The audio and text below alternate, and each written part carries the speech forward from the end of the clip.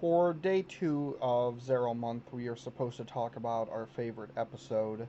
And I always have a go to that I always say for this question.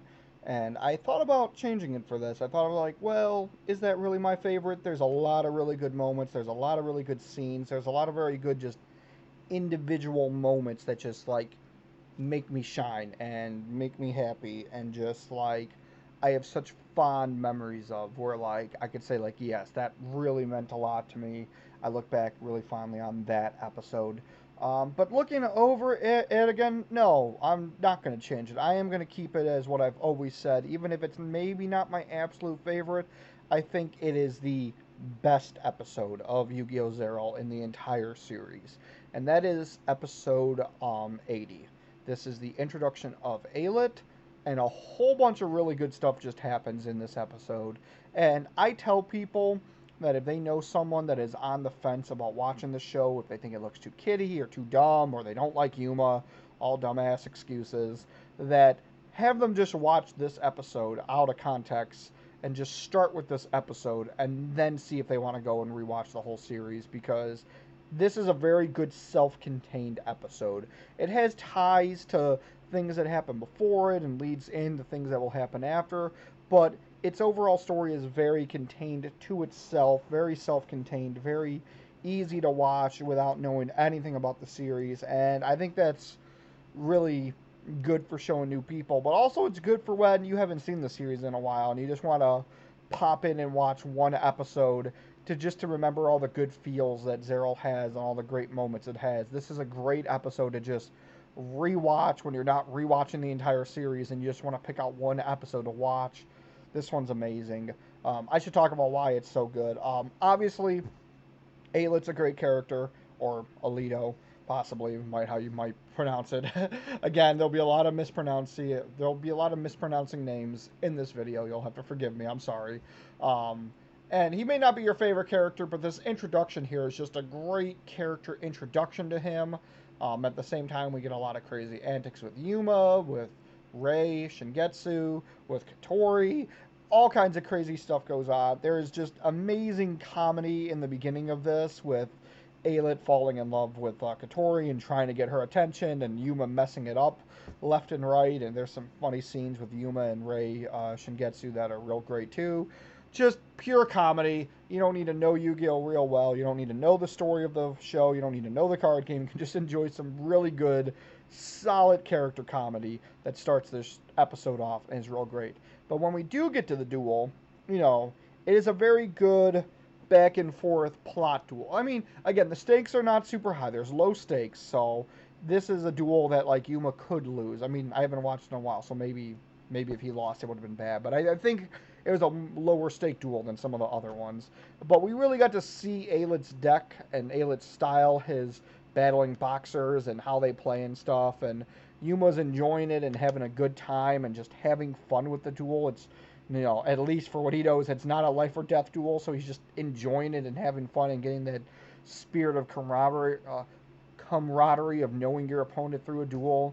And it's just very wholesome. But then again, my favorite part of the duel is, for a little tiny tangent, a lot of people that hate Zero will often complain about how Yuma's a terrible duelist and Astral does all of the work for him, which is completely not true.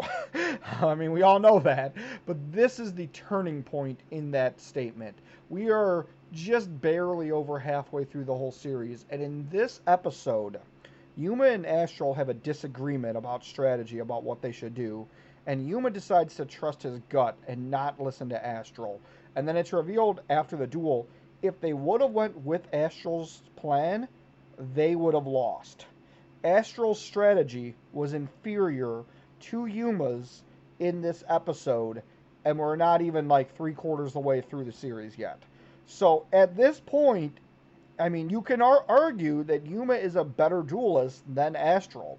And I always bring that up to these people that want to question the series, saying how Yuma's a bad duelist and Astral does all the work.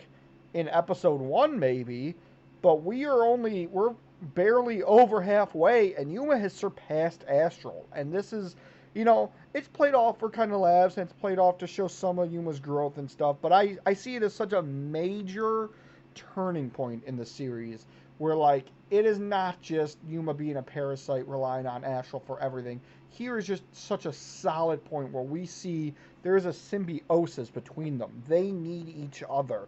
There is no Yuma's better than Astral, Astral's better than Yuma. They need each other and they feed off each other and they're better together. But that doesn't mean that Astral's the better duelist 100% of the time. And I just really love that scene. You know, it's not the whole point of the episode, it's not the major scene, but I just love that it shows Yuma's growth. And even if you've never seen the series before, like you can appreciate seeing how like Yuma trusted his instincts and he was right and he won the duel. And then, of course, I have to mention that Aelit's crush from Katori switches to Yuma, and the whole Yuma as an angel scene, and it's just all great. It's beautiful. It's lovely.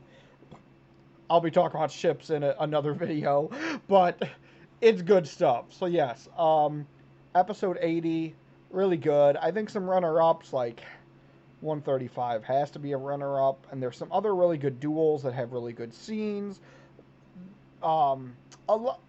I'll say this before I end this video. So, some other episodes I like a lot are some of the early episodes that have no duels and are just plot heavy.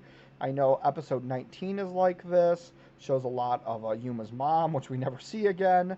The beginning of the World Duel Carnival when they're all at the party and like Kaido meets up with Christopher Arclight V. Like that episode's really good. I think there's at least one more where it's just the episode where Haruto goes missing and Kaido goes looking for him, and there's a whole lot of flashbacks to their brotherly flashback. Those 3 episodes that have no minimum duels and it's all plot, those are very high on the list too.